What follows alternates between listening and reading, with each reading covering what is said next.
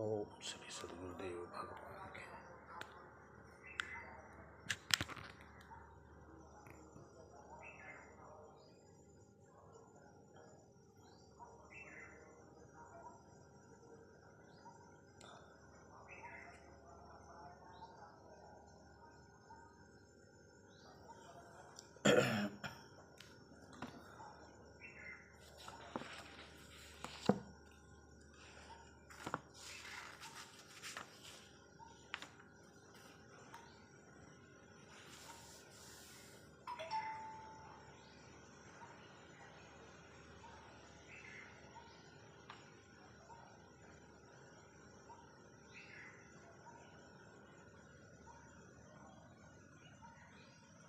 ओम श्री सद्गुरुदेव भगवान की जय।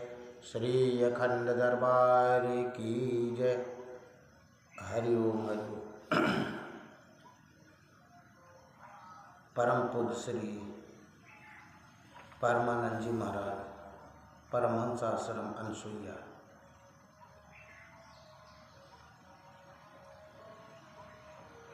तेरा प्रभात फेरी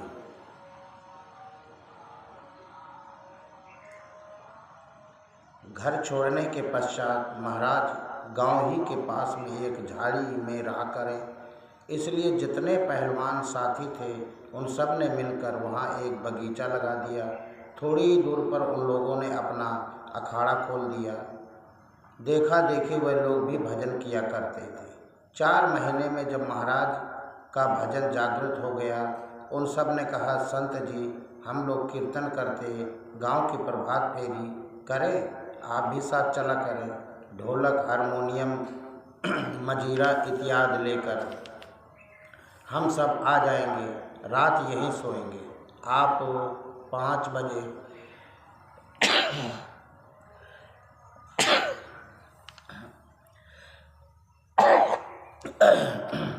आप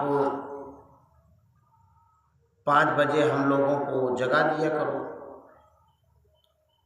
गुरु महाराज 2 बजे उठकर भजन में बैठ जाया करते थे और प्रातः 6 बजे तक बैठे रहते थे। इसके पश्चात 1 घंटा भ्रमण करके बैठे तो 10 बज जाए। यह नित्य का नियम था। आप उन्हें 5 बजे जगा दिया करते थे। सब लोग ढोल हारमोनियम लेकर कीर्तन करते चल पड़ते। महाराज भी साथ साथ चलते थे। सीताराम सीताराम सीताराम सीताराम पूरे रामकोला ग्राम की परिक्रमा करके यह मंडली आश्रम चली आती थी। सभी कुटिया के धूने में प्रणाम करके विभूत लगाते, खाते और महाराज को प्रणाम कर चुपचाप शांति से अपने अपने घर चले जाते। कोई किसी से न बोला। प्रभात फेरी आरंभ करने में 15 आदमी थे। धीरे धीरे उनकी संख्या बढ़ने लगी। जिस रास्ते से कीर्तन करने वाले जाते, लोग अपने अपने घरों में चप्पल जूता पहनकर तैयार रहते थे। वह वहीं से मंडली में सम्मिलित हो जाया करते थे। आश्रम से तो 10 से 15 ही चलते थे। रास्ते में बढ़ते चले जाते थे और लौट के आश्रम में आते तो 70 के लगभग हो जाया करते। महाराज भजन में बैठे थे। एक दिन वह भूल गए कि हमें इनको जगाना है। इतने में 6 बज गया। सब भड़बड़ा कर उठे और बोले, अरे संत जी आज आपने हमें नहीं जगाया। महाराज जी कुछ बोले ही नहीं। क्यों बोले? चूक तो हो गई। महाराज बताते थे हो हम बैठे थे, सचेत थे, हम देख रहे थे केवल चित्त से कि उतर गया कि हमें इनको जगाना ही है। इतने में गांव से लोग आने लगे। 4 से 6 इस मोहल्ले से तो कुछ दूसरी गली के। वे बोले, संत जी आज आप किस रास्ते से निकल गए? बड़ी मधुर धुन कान में सुनाई पड़ रही थी। हम चप्पल पहनकर खड़े थे कि मंडली यहाँ आएगी तो हम भी उसमें सम्मिलित हो लगे, लेकिन हाँ हमारे रास्ते से आप आए ही नहीं। महाराज बोले ही नहीं, चुप शांत बैठे रहे गए। इतने में दूसरे मोहल्ले से कुछ लोग आए, फिर तीसरे चौथे टोले से आए, 5 इस मोहल्ले से तो 10 उस मोहल्ले से। महाराज आज आप किस रास्ते से निकल गए? दूसरा कोई रास्ता ही नहीं है। बाजे के साथ बड़ी मधुर धुन कान में पड़ रही थी। जब 8 से 10 लोगों ने इस तरह से कहा तब महाराज समझ गए। वह बोले, भैया आज कीर्तन हुआ ही नहीं, वास्तव में हम भूल गए थे। लेकिन लोगों ने कहा, हम लोगों ने कीर्तन सुना किया किसने? महाराज बोले, भाई आज कीर्तन भगवान ने खुद कर दिया, अब तुम लोग कीर्तन करो। हम कीर्तन नहीं करेंगे, हम केवल भजन करेंगे। जब भगवान में इतनी क्षमता है कि मंडली का रूप धारण कर सकते हैं, तो ढोल हारमोनियम बजा सकते हैं, सबके कंठ के स्वर में बोल सकते हैं, तो फिर मैं केवल भजन करूँगा। एक चमत्कार गांव में भर ने देखा सुना। उस दिन से गुरु महाराज ने कीर्तन में जाना बंद कर दिया। जो समय कीर्तन में देते थे वही समय श्वास से भजन करने में देने लगे। भजन में ऐसा मन लगा कि रात को 2 बजे ही उठकर भजन में बैठ जाए और एक ही बैठक में 6 बज जाए। 1-2 बार अपना पैर ऊपर का नीचे या नीचे का ऊपर कर लेते, वह एकदम सीधा बैठते, गर्दन सीधी, कमर सीधी, आंखें एक तक सामने खुली रहती। एक आध बार पलकें झपकती थी, नहीं तो वह भी नहीं। जिसकी पलक अधिक देर तक खुली रहती है उसका मन भजन में अधिक लगता है। इसीलिए भजन करते समय आँखों का खुला रहना, निद्रा के वशीभूत न होना आवश्यक है। भगवान शिव के अर्धोन्मीलित नेत्र भजन के ही मुद्रा है। प्रातः 6 बजे भजन से उठकर महाराज जी नित्य क्रिया से निवृत्त होते थे। अकेले घूम फिरकर हाथ मुंह धोकर वह पुनः भजन में बैठ जाते, तो 10 बज जाते। 10 बजे आपकी माँ आती तो 2-4 ग्रास चावल जबरदस्ती आपके मुंह में डाल देती थी।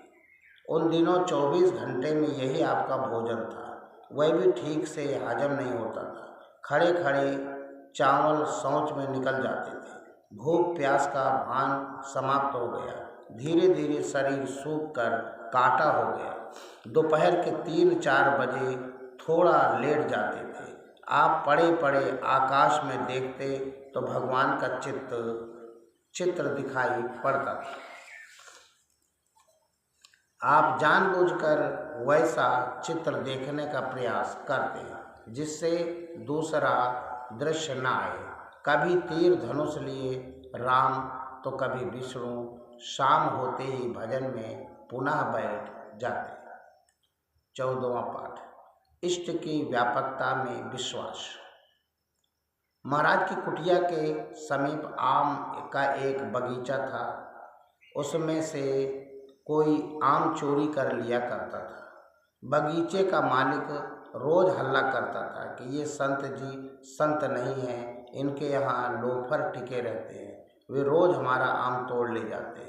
महाराज ने कहा, भैया हमसे तुम्हारे आम से कोई मतलब नहीं है, हम तो हिलते भी नहीं यहाँ से, ना हमारा कोई आदमी जाता है। उसने कहा, हाँ बोलहि मधुर बचन जिमि मोरा, खाई महा आई हृदय कटोरा। चोर लोग ऐसे ही बोल चाल करते हैं। 15 दिन तक लगातार वह रट लगाए रहा। तब महाराज के पहलवान भक्तों ने कहा, महाराज अति हो गया, आज हम इसका वह बगीचा उजाड़ देंगे, एक भी आम नहीं छोड़ेंगे। ये बहुत लांछन लगा चुका, समझाने से भी नहीं मानता, जबकि हम लोगों से मतलब नहीं। महाराज बताते थे, हो उसने बहुत तंग किया था, इसलिए हमारा मन होने लगा था कि इसका बगीचा ही उजाड़ जाए। पहलवान साथी आम तोड़ने का साधन खोचा, बोरी, लगी हंसिया इत्यादि लेकर चले आए। उन्होंने कहा, संत जी आप तो 2 बजे उठ के भजन में बैठ जाते हैं, 2 बजे हम लोगों को जगा दीजिएगा। सामान सिरहाने रख वे सो गए। रात्रि के 2 बजे भजन में बैठते ही महाराज ने विचार किया, मैं इन्हें जगाऊं या नहीं। इतने में गांव से एक आदमी निकला। वह खेतों की रखवाली के लिए रोज रात्रि के 12 बजे निकलता था। उस दिन वह निकला 2 बजे। गांव से निकलते ही उसने आवाज़ निकाली, जननी समझाने पर नारी, धन पराव बिसते बिस भारी। महाराज बोले, ऐ कौन बोल रहा है इतनी रात को? आवाज़ स्पष्ट सी थी। इतने में वह चलते हुए कुटिया के समीप आया और फिर ललकारा, जननी समुझा नहीं पर नारी, अधन पराव बिसते बिस भारी। जहाँ महाराज ने ये भली प्रकार सुन लिया कि पराया धन विष से बिसते बिस भारी, विष से भी अधिक घातक होता है पराया धन, पराई वस्तु। महाराज को अपशगुन होने लगा। बाएं बाएं तड़ तड़ तड़ तड़ कांपने लगी, फड़कने लगी। महाराज ने सोचा, अच्छा तो हम पाप करने जा रहे हैं। भगवान ने समझा दिया। और क्या महाराज ने निश्चय कर लिया, अच्छा भगवान नहीं जगाएंगे। फड़कना बंद हो गया। सुबह वे सभी हड़बड़ा के उठे। अरे संत जी, आपने हम लोगों को जगाया नहीं। महाराज ने कहा, अरे चुप चुप, भगवान ने मना कर दिया था। साथियों ने पूछा, महाराज भगवान आए थे क्या? आप बोले, हाँ। उस दिन से पता नहीं क्या हुआ, उस बगीचे के मालिक ने लांछन लगाना बंद कर दिया, गाली देना बंद कर दिया। उसके मन में पता नहीं क्या प्रेरणा हो गई। फिर उसने नहीं कहा कि महाराज आप चुराते हैं या आपके चेले चुराते हैं। पता नहीं उसको किसने मना कर दिया। भगवान उर प्रेरक है। वह यदि हमको बता सकते हैं तो उसके हृदय में भी प्रेरणा कर सकते हैं।